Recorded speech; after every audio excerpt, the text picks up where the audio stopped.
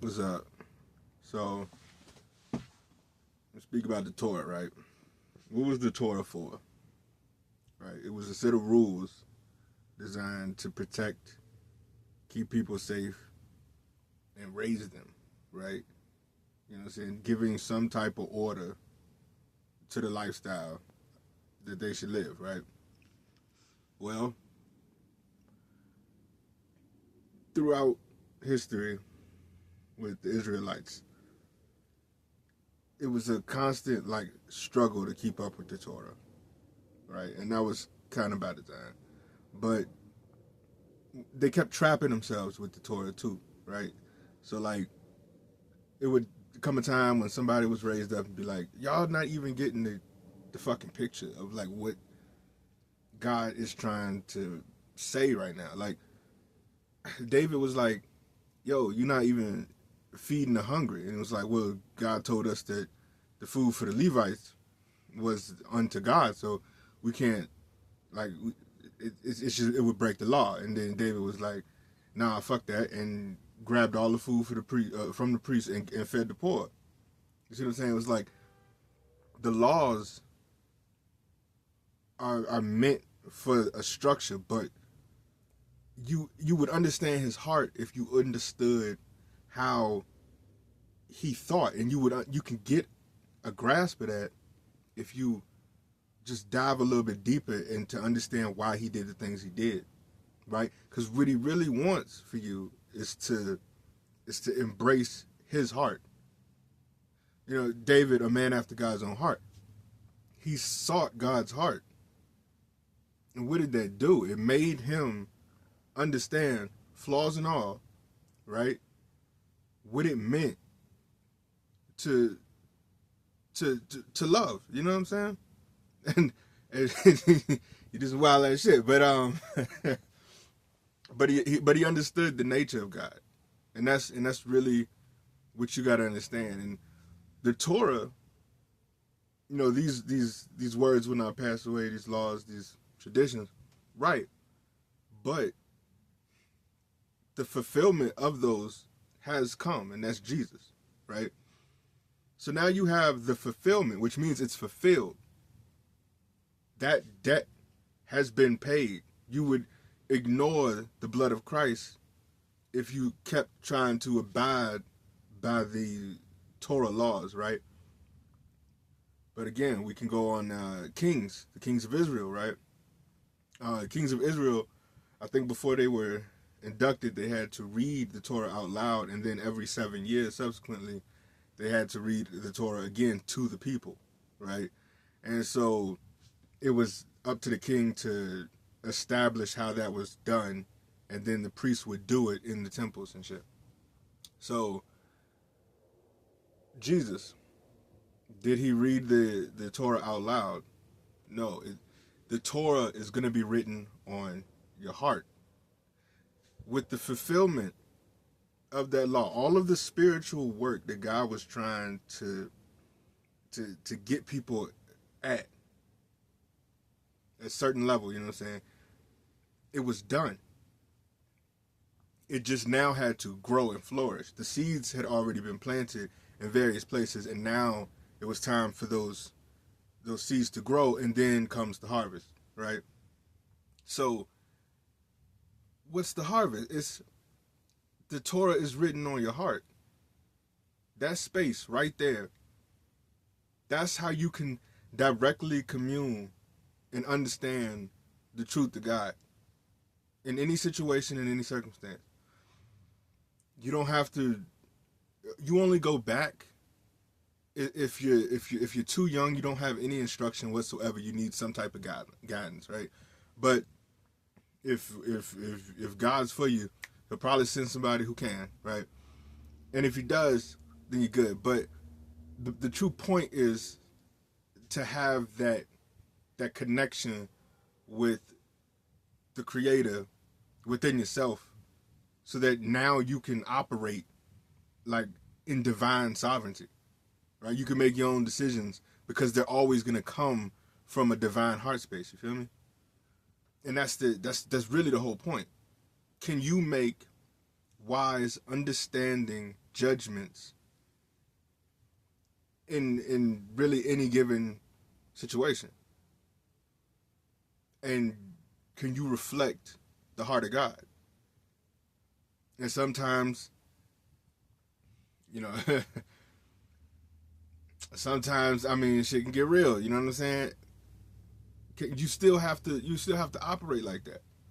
You still have to operate because it's not like I feel like that'll go too far if I head in that direction. I may not. I might save it for another video. But lo and behold, you don't have to be fucking perfect. You don't have to be this the light gonna shine regardless. And people gonna know because of the fruits you bear, right? So don't worry about or don't trip on nobody else, anybody else, you know what I'm saying, because of where they at, right? You shine, and if you got a mission, you get on that shit. But like, and if your job or your duties have you conflicted, don't be. Be a human being. Be sovereign, govern, self-govern. You know what I'm saying? And know that no matter what decision you make, if you got the Holy Spirit, it'll always be the right decision. It'll always work out because God will cater everything for you and you're good. Now, when it comes to love, right? Or when it comes to just relationships in general and shit, like this is what I would do. I would meditate as like a 6-year-old version of yourself, right? And just like picture that kid, you know, with all the goofiness, all of the lame ass jokes, the potty humor, and just the abundance of fucking goddamn energy, but the pureness, right? Don't forget that either. The pureness of like, you know, you as a kid, you could just make friends and shit. You just be like, hey, you want to be my friend? And then fucking, like, yeah. And then, like, then boom, you're friends and shit. It's that easy and shit. It's like, you're an adult, but, like, go back to that time and get to know your younger self, right? And, like, play with him or her, right? Because, like, I've done this a couple months back. And I know my younger self. ADHD was on a rampage, and I was just I would be running around the goddamn room and shit. I would be fucking wild. But yeah, and like remember those moments, and then and just like I used to make little clay figurines or like shit out of Rennis Rap, or I would like I just play in the dirt for like fucking for hours and shit. And I remember those memories, and I went back to that to those memories and just like, what you making?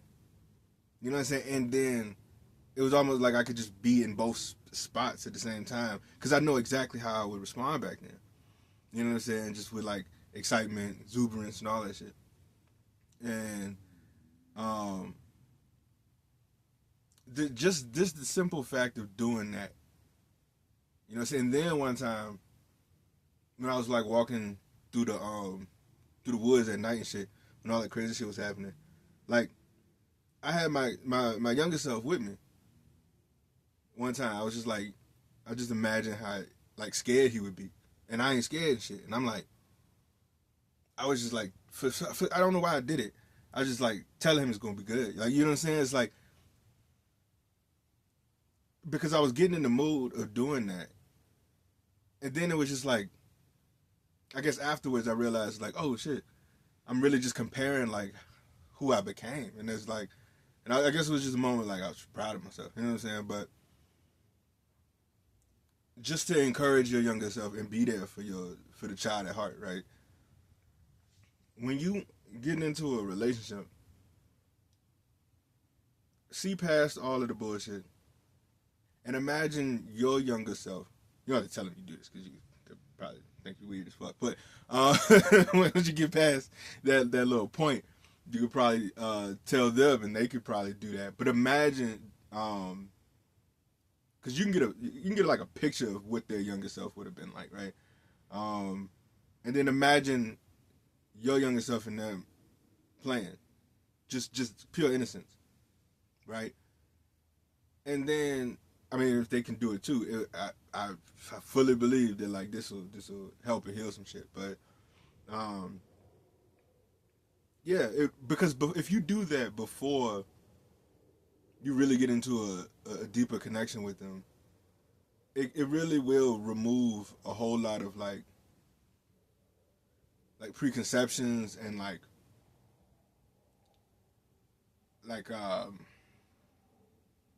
like just shielded behavior and like maybe manipulative tendencies, because I mean people have them, and it's not necessarily like a completely bad thing. It's just a way to protect somebody. But uh, it would purify the interaction between the two before it even like would go there, because then you would see them in a pure light. You know what I'm saying? In a pure sense, and you could just imagine being on a playground with them, or just in a sandbox, or you know what I'm saying, just something innocent, and you would just tap in to that pure nature of yourself, and how you would conduct yourself would change, right? And then you would understand your your wounds a little bit more intimately, and you would know. I'm gonna just keep it simple. You would act out of a more pure energy, and that would be overall healthier in general. You know what I'm saying? I'm just leave it there and shit. But I mean, I don't know. You could do that shit with friends, but like, I mean, I wouldn't. Like, for me, just me, um, like, just talking to my younger self, just picturing that really healed friendships. Like, it's just, I mean, there's not a lot of people to trust sometimes. I mean, in certain environments, right? Um, and that's just where I'm at. It doesn't mean like fuck niggas, fuck bitches, fuck everybody. You know what I'm saying? I'm not that type of person. I can fully understand the situation I'm in and still be like, oh, it's just it's just temporary. You know what I'm saying? I'll just wait until, you know what I'm saying, healthy fucking relationships form. You feel me? Boom, that's it.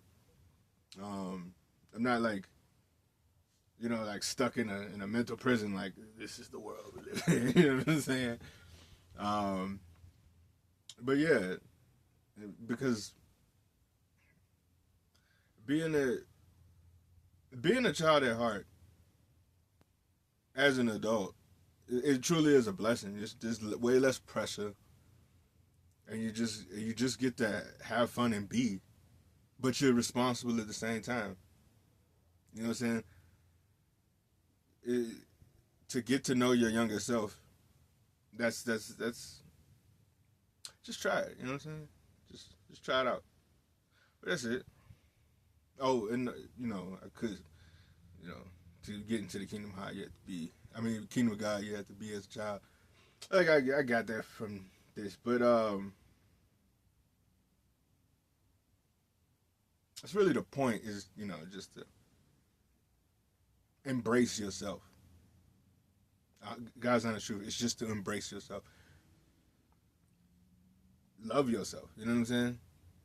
And love yourself enough for the moments where you were given inadequate love, because you deserve that too. You deserve to love yourself so much you fill in the blanks, those vacancies other people and experiences gave you.